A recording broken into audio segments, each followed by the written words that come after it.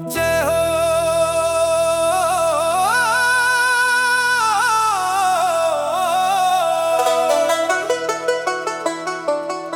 जय हो फाड़ा पेन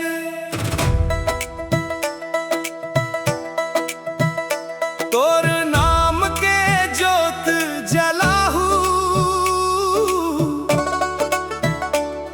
जंगल पहाड़ नदी में गूंजे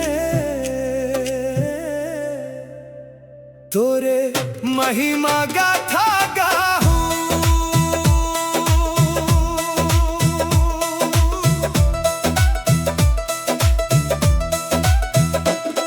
जंगल के रास्ता पत्ते के सरसर तोरे नाव में सुर लागे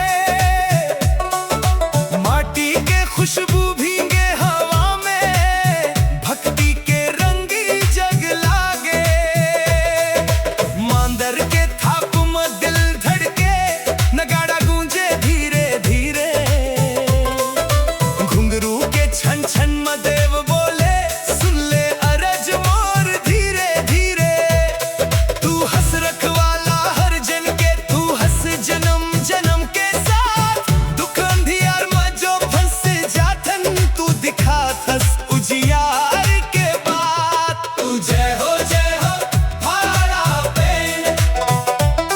तोर नाम के जोत जलाहू नाचा गाना भक्ति में डूबी तोरे चरण में शीश नवाहू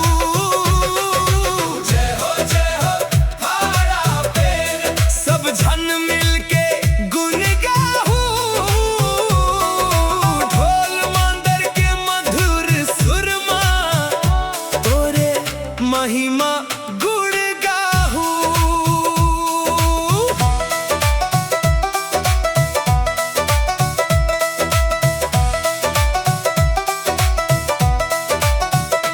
साल के डार में चंदा चमके तोरे रूप के उजियार